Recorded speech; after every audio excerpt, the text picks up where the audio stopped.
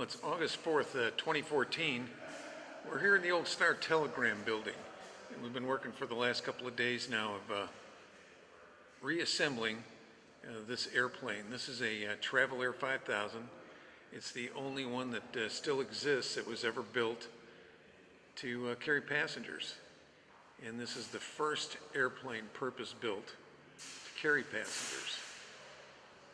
Clyde Cessna started this process in 1927. And soon after that, Lloyd Stearman got together with him and helped do some of the design work and then building it, along with Walter Beach. And of course, those three gentlemen all became aircraft manufacturers in and of themselves. This airplane is extremely rare. There were only 14 of them ever built, and this particular airplane was the first one to be used for passenger service.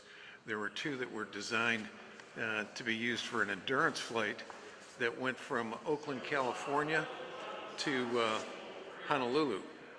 And one of those airplanes, called the Woolaroc, is up in Bartlesville, Oklahoma. The biggest difference was that, as you can see, this airplane has windows in the back behind the cockpit, and this airplane was built for passengers. Where the Woolaroc, this area had a 500-gallon fuel tank so that it could do the long endurance flight along with a navigator. This airplane was originally flown by a company called National Air Transport, and this is number 17. This is the number of this airplane. Amon Carter Sr. helped National Air Transport get started at Meacham Field, and with that, National Air Transport approached Clyde Cessna to have these airplanes built. They were the launch customer for this airplane. So this was the first one of them. Airline travel became, or passenger travel became so popular that these airplanes were only in service for about 5 years and then ended up being replaced by other airplanes that carried many more people, like the Ford Trimotor. So this airplane, at the end of its service, was used for a short period of time to carry charter service throughout the area here out of Meacham Field, and then was given to Amon Carter Sr. And he took the airplane and took it to his Shady Oak farm, where it remained for about 30 years. Still doing up some of the finish work on the airplane, finishing attaching the control surfaces, and then we have fairings and things to go. We'll show you the interior here. This airplane was designed and used to fly passengers and airmail across from Meacham Field here in Fort Worth, and it would go to Kansas City, and then it would go to St. Louis, and then it would go to Chicago, and then it would return and also make a trip over to Dallas.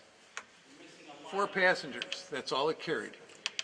It could carry about 4 passengers and about 200 pounds of additional baggage, airmail, things of that nature here in the back. There are no other compartments within the airplane, and there's no ventilation in the cabin, so it had to have been pretty warm in the summer and maybe just barely tolerable in the wintertime, but it got you where you wanted to go, and it opened up air travel. When you consider that at this point in time in the 1920s, and these airplanes were starting to fly, most people had not even seen an airplane fly, let alone actually riding one.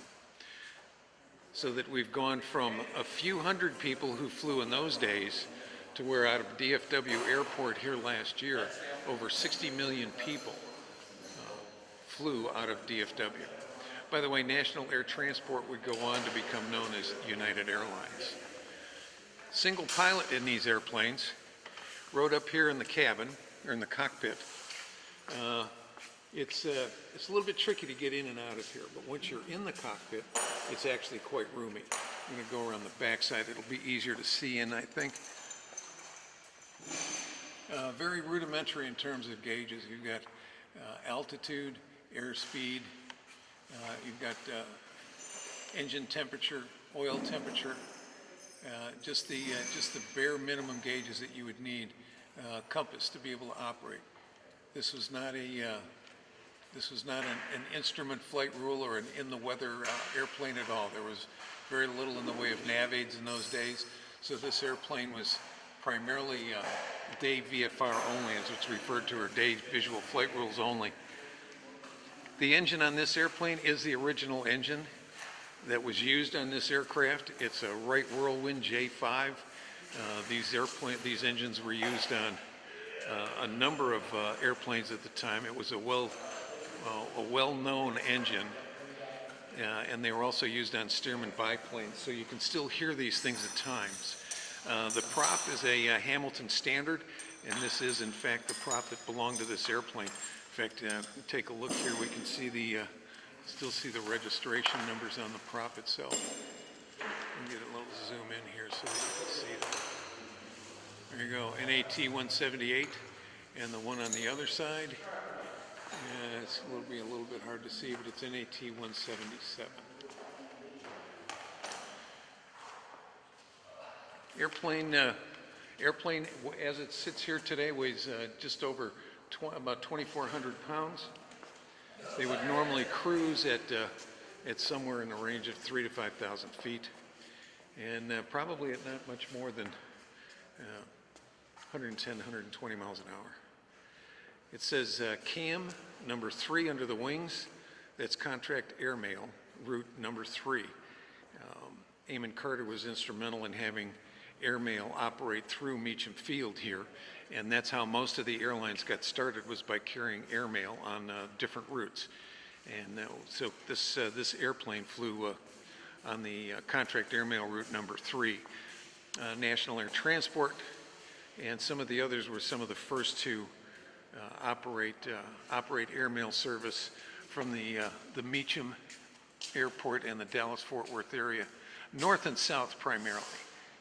They would go up to Chicago, and from Chicago, the airmail routes had been established to go east and west, and then eventually they operated out of here, going off to Amarillo and to New Orleans in that general area. So now we've got the cockpit closed up. You can see a little area up off of the top of the airplane, and that's where the pilot's head would stick up. The canopy originally went all the way around, but ventilation on this airplane is very, very difficult, and it gets gotten very warm. So they removed the back portion, so you just essentially had a windscreen in the front. Visibility is actually very good in this cockpit, because if you noticed, your head would stick up out of the top. You could see over the front, good visibility to the sides, and then the chin area where you could see down to the ground. A little bit later on, they modified some of these and actually made a sliding window in the cockpit. Had 2 fuel tanks, 2 20-gallon fuel tanks, one on each side of the airplane. So we can't overemphasize the importance of not only this airplane, but what it did here, considering that there was no commercial air service out of here that was used by airplanes that were intended for that purpose. Up until 1927 or so, any passenger service that took place was somebody sitting on mail bags or an airmail airplane that was outfitted with a seat or two so that people could travel around. To go from here to Dallas cost about $30, and the flight took about 20 minutes. They would go from Meacham to the old Love Field. So as we said, from here, airline transport throughout the United States expanded and grew very, very rapidly, to where we went from these airplanes to the powered trimotors and to the DC-3s, and then into the jet age, large prop 4-engine props, and then into jet age, to where now last year, as I mentioned, over 60 million people operated out of Dallas-Fort Worth as passengers. And this airplane actually started all of that, and from here in 1931, when the airplane was retired, it then sat at the Shady Hoax Farm until 1963, when a gentleman named Harry Hansen acquired the airplane from the Carter family from his estate, and he took it down to Hamilton, Texas, where it remained for the next 50 years. 2 years ago, in 2012, we at the museum, at the Fort Worth Aviation Museum, started a campaign to acquire this airplane from Mr. Hansen and bring it back to Fort Worth where it belonged. We're now in what used to be the press room of the Fort Worth Star-Telegram, and this is the permanent exhibit area to where this airplane will be suspended here in this area and be part of what's going to be known as the Star Museum. So we are in the old historic Star-Telegram building now, which is now referred to as the Morning Star building. So that's it here on August 3rd, 2014. There's some more work to be done, and the airplane will be lifted into place here soon. Not today, but in the next few days or the next couple of weeks. And then there'll be a dedication, and I'm sure we'll be back with you on that one.